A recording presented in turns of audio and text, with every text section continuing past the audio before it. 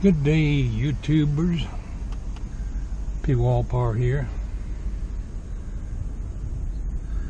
What am I going to do today? Several things need to be done.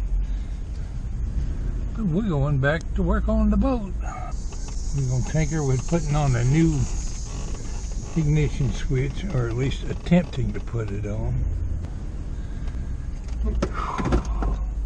I did manage to get the yard cut though. The United States Postal Service was very fast at getting my package here, but it came all squished on one end. Either the mailman set it on it or somebody jumped up and down on it.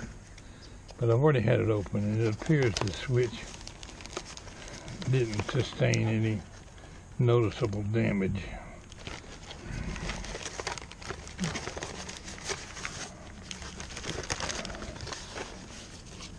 Been buying my parts from these folks. MarineEngine.com. They got plenty of boat parts. Here's my new ignition switch. Come with 2 new keys and a new lanyard.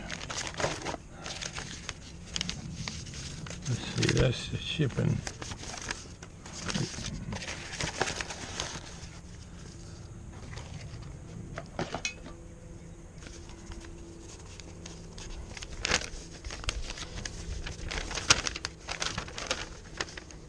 The installation procedure outlined in this sheet should be performed by a skilled technician.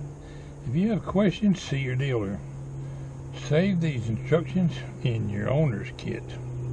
Wish I knew where my owner's kit was. The sheet contains information important to future repairs of your outboard. Tighten key switch nut to 20 to 30 inch-pounds.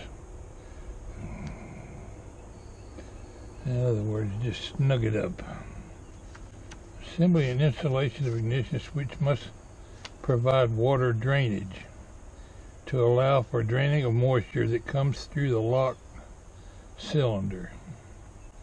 Make sure the mounting plate is installed so that the ignition switch is in a horizontal position with the alignment flat up. There's a flat side on this to go up, and the drain hole down. Improper installation may result in ignition switch failure. Well, it didn't drain too good over the years as moisture got in through there from, I guess, foggy days, rainy days, or whatever. Cover back off again, which I just partially attached the other day. I didn't run the screws all the way in. It's clouding up on me. Looks like I'm gonna get some rain this afternoon.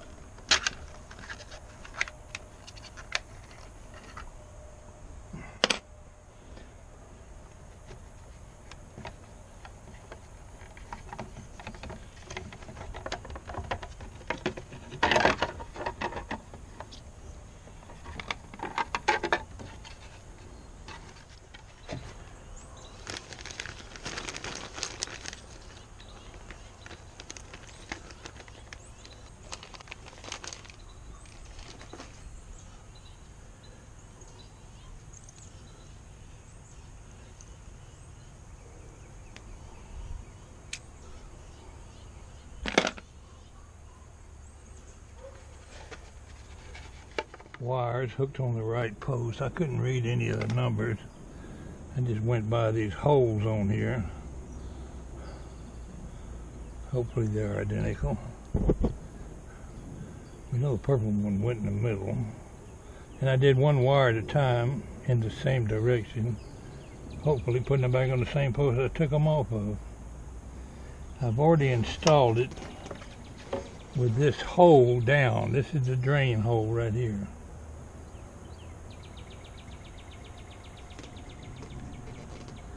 You see that kill switch don't stay pushed in on this one. It's corroded up in there. I think this one's going to work better, but once I get it put back on there, I got to take a zip tie and tie these wires up and just bolt all this mess back down here. Then I'll be ready to hook the battery back up and see will it turn the engine over. Alright, let's see. I had a piece of rubber got to go on this button here. Wonder if anything in there needs oiled. Still see some dirt down in there.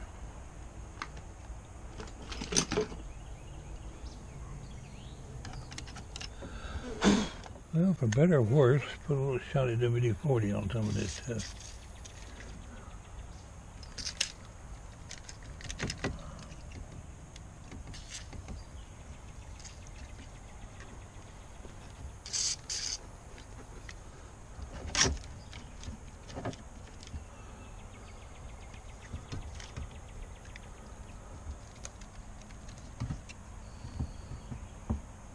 Actually, it's got some grease on there already.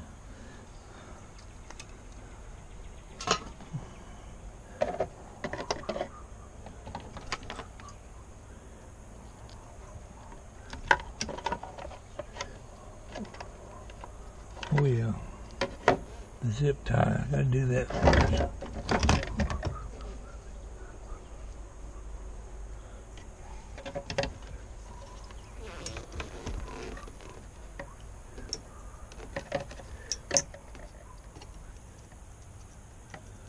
I sure hope I'm putting it back in the right place. We'll know momentarily.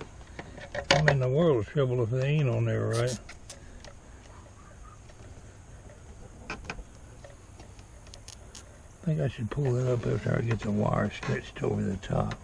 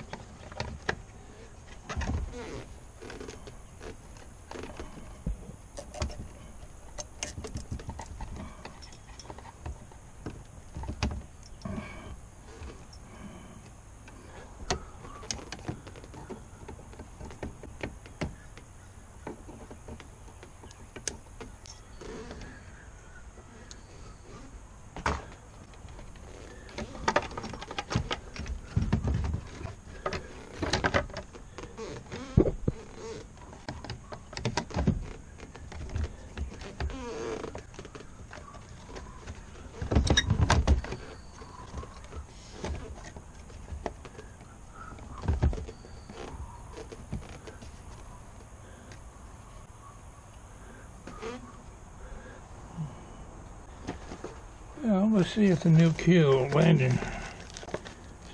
lanyard switch fits on there before I tighten the screws.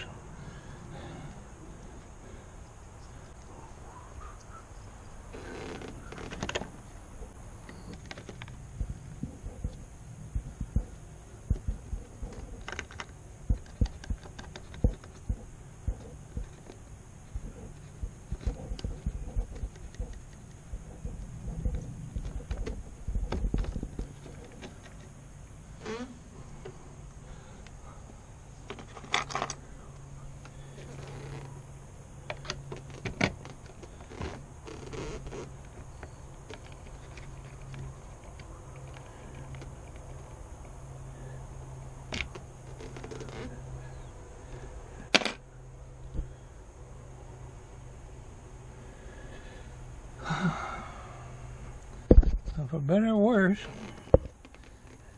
I done squeezed it all on there. Just got to put the screws in it, hook the battery up, see will it turn over.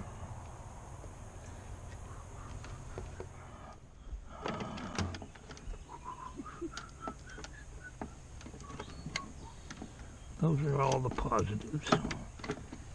Rather than try to memorize everything, I put a zip tie on the wires I disconnected.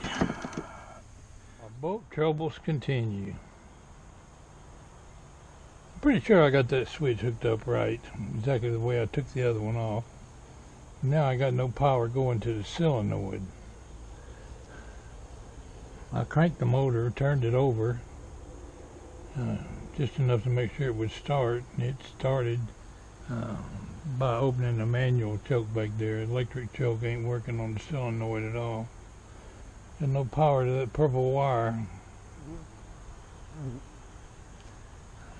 I did have power to it on the old switch. I took it back apart twice and made sure the wires were still hooked up.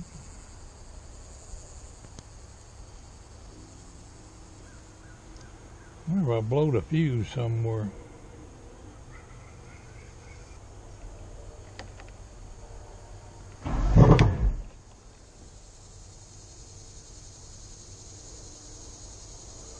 Well, I'm a son of a gun.